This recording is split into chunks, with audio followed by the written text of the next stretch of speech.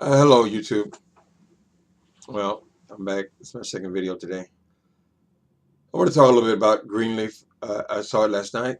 It's episode number 5. Let me start off with this little review. I've decided I want to kind of follow this show.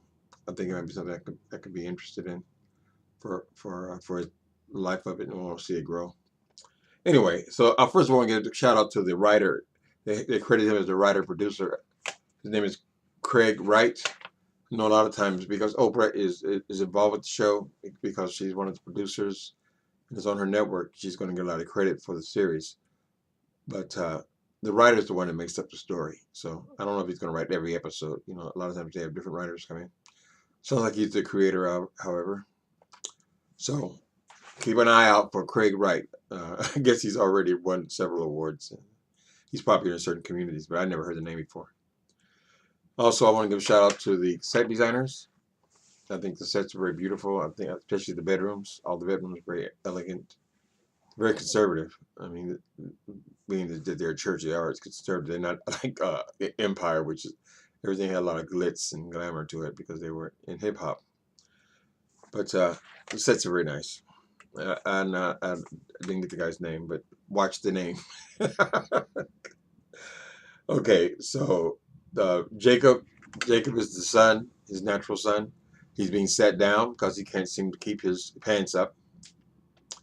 He's had not only the current affair he's having, but he's apparently has several before that. So I guess he's supposed to be the next in line to inherit this church, but now he's been set down temporarily. I think it's 90 days of punishment.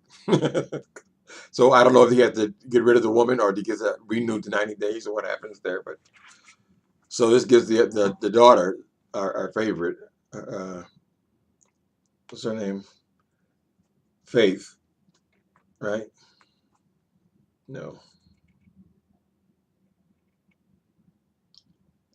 Gives the prodigal daughter an opportunity to get more involved in the ministry. We're still not clear about actually why she left the ministry. I kind of suspected it was because she got pregnant. Because she has a daughter. Her daughter's about, it's like about maybe 15, 16 years old. But she left, and now she's back, of course. And the hateful sister-in-law, who was married to the whoremonger, she kind of predicted there was going to be a problem with this girl coming back because apparently the girl has a lot more talent than the son. So, all right. So let me see what else happened. Okay, Bishop and May, First Lady. Okay, the jet. Okay, so now they approved the jet. He's going to get this jet. Apparently, some system where he can take over the payments on this jet. I mean, they gotta leave me. I don't want to get all sidetracked into my own thoughts, but why does a person, because they're a preacher, need a jet, their own private jet? You know what it takes to maintain a jet? What self-respecting pilot is going to work for less than $150,000 a year? They have to, and they have to be on call for him apparently, and they don't. Usually, they're going to be not doing anything because he lives at home apparently. So whenever these little occasional trips that he takes, and you know, the fuel on a jet, I can only imagine what a fuel on a jet might cost. So I'm not clear why these preachers have to be treated like they're some kind of royalty or something. Because when you think about, because I always struggle with the money part of church because I don't have any. They're the main thing, but I don't think I'm a stingy person. I just don't have any, and it seems to be always pressure to put in more money. But what are you putting the money in for? I mean, it's presented as you're giving the money to God, the work of God. But a jet? Why would you need a? You know how many little old ladies Social Security check you have to dig into to come up with, I don't know, 50, $60 million for a jet. Creflo's was 65 million. I know that. I don't know if he got it or not, but so I don't know what this one here would cost, but it would be very sizable. Now to keep that man in a state like that and buy him jets, and of course everybody has Mercedes are up, and maintain this whole family and all this payroll and all this thing. That's a lawful lot of money just for you to go on stage and preach for 20 minutes on Sunday. That's a lot. Now, I don't care if he went to the hospital, the sick kid was dying, So the pastor went to pray for him. That took all of 1 minute. He just says the kid's name, and that's not worth, plus no telling what his salary is. So anyway, I know a lot of people. I'm not the only one that has that reaction to this church wealth issue. Well, when Creflo came up and started trying to describe why he needed $65 million jet, top of the line jet, the whole country, at least the whole country of YouTube, had a reaction to that. It almost reminds me of, I'm going to use this analogy, but whores and pimps. You see, the pimp is always got all this his shit is so tacky, but all this flashy shit on, diamonds and pearls and fur coats and fur hats and all this stuff. And then she's on her back to supply him with that. So he drives around in a stretch limousine or whatever he drives around in. And they give all the money to him.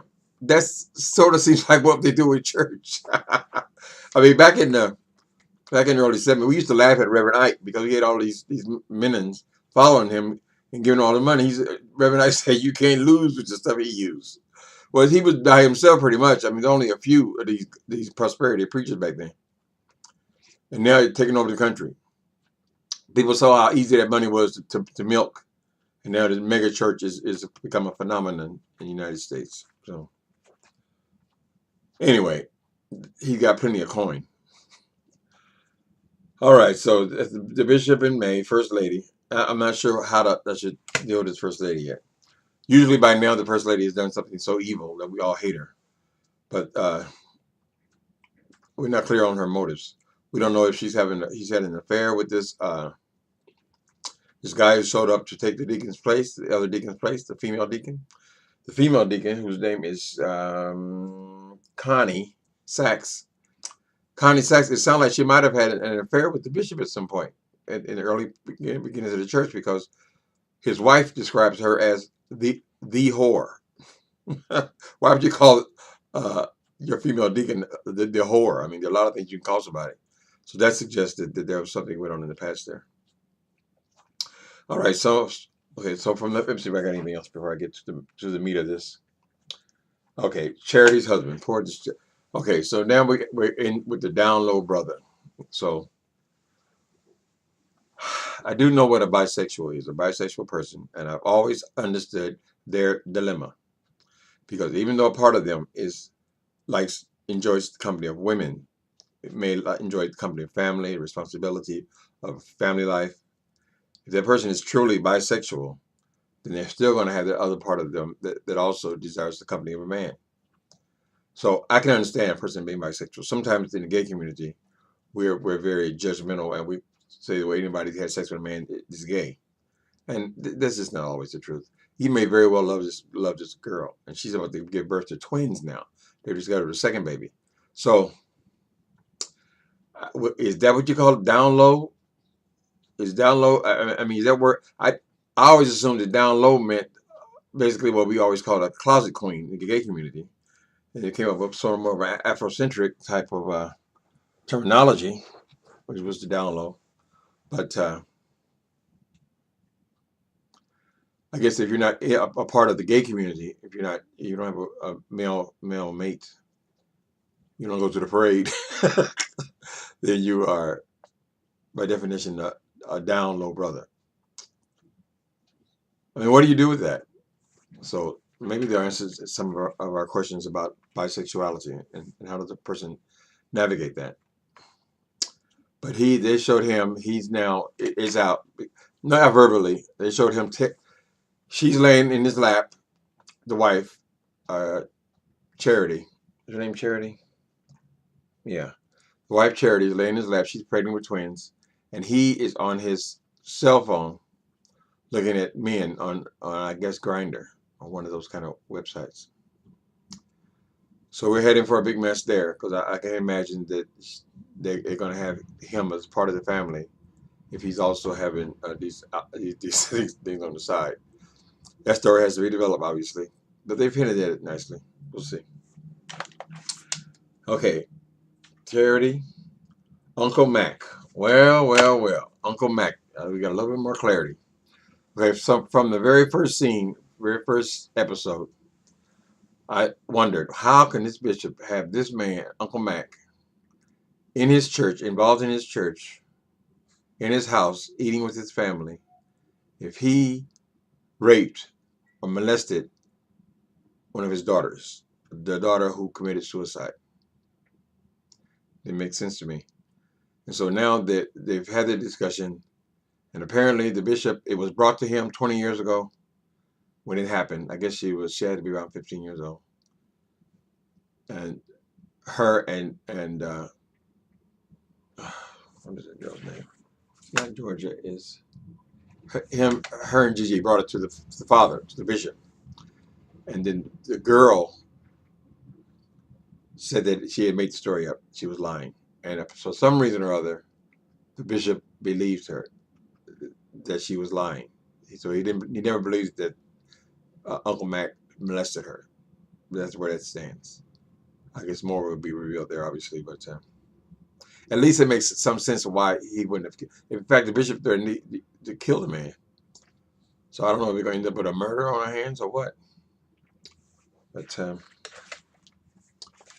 okay, so now Gigi is working in the church. She's taking on more responsibility. She was always apparently an anointed preacher. I mean, for me, I mean, obviously, she's going to be the heir apparent. Seems like, because there's been no mention of his son has anything special about him in his ministry. But he committed to ending the relationship with this white girl, and apparently he texted his wife by mistake, thinking it was her. So now it's out that he's still seeing her. He can't keep it in his drawers, I guess. Okay, so it was a pretty good episode. I enjoyed it. I like the part that there's well thought out ideas in this story also, because with the little boy who's dying, there's a little kid in there who's dying. I guess he has some kind of birth defect that's killing him, and the bishop prayed and worked with his mother to keep him alive. And it's been several years now.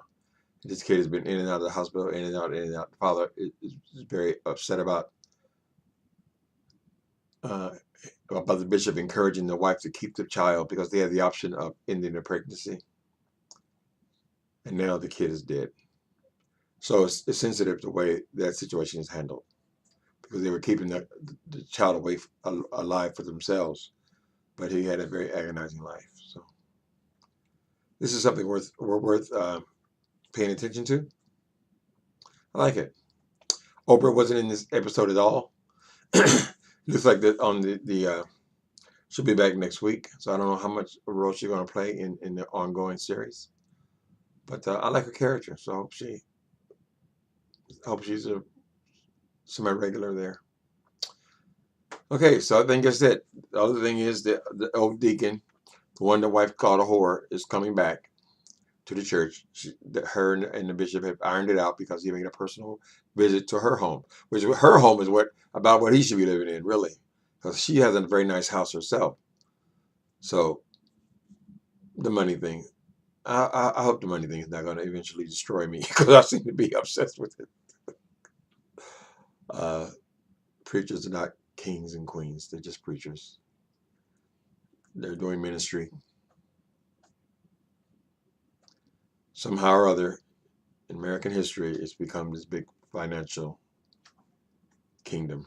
So, okay, so that's my review for episode 5 of Greenleaf. Have a good day, people.